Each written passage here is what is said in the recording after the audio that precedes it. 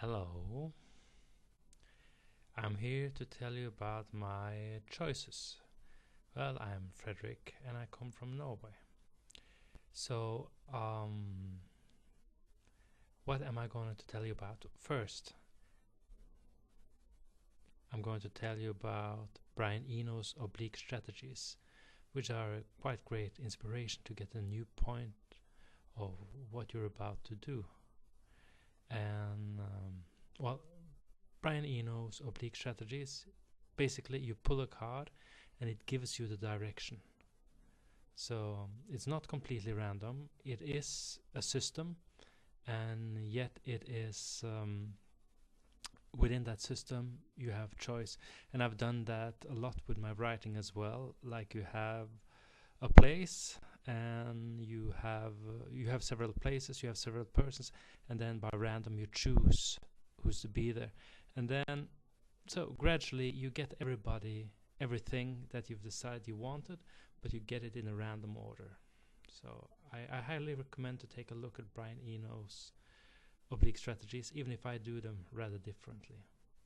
Now, the second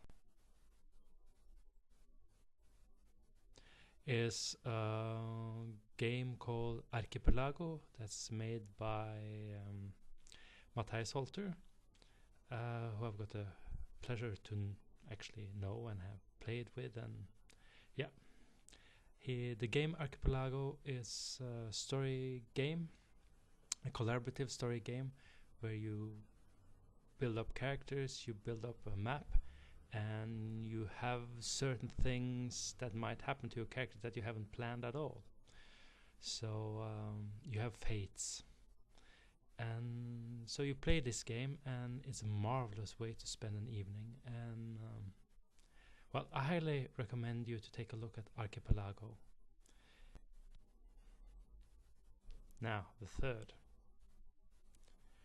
third game is Microscope, and I think you should take a look at that. It's a game where you make periods, and you can create a whole epic adventure, like the killer tomatoes invade the earth, and humanity dies out. And you play this game by having you decide the frames of the game. You could say it starts before mankind, before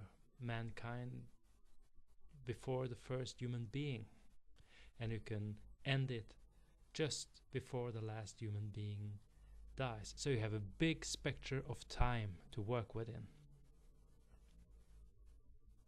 So and you create then periods, like the period before the killer tomatoes. You have the period with the attacks of the killer tomatoes. You have the period where the humanity leaves Earth to maybe fly out into outer space. So there's a whole lot of things.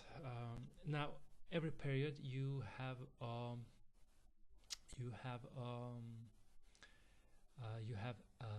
an event.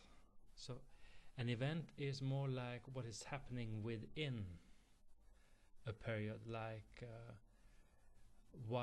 like the king is attacked by the killer tomatoes and he dies. So an event is a little bit more specific. Now then you go into scenes where you actually act out what happened, and in every scene you have a question. So, and the scene is over when you have the answer to that question, and then you move on. So answers to a typical scene is why did the king's princess not cry when the tomatoes killed her father? Or how did the killer tomatoes succeed in infiltrating in the government?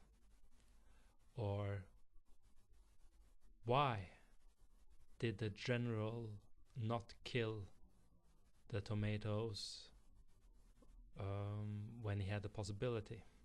So by answering these questions, you gradually become like an archaeologist to find out the story. And as this is a game played by 3 or 4 people, you get to you don't know, you know what's going to happen, but you don't know how it happened. So it's really like archaeology. Well, these are my 3 recommendations. Have a good time and see you someday.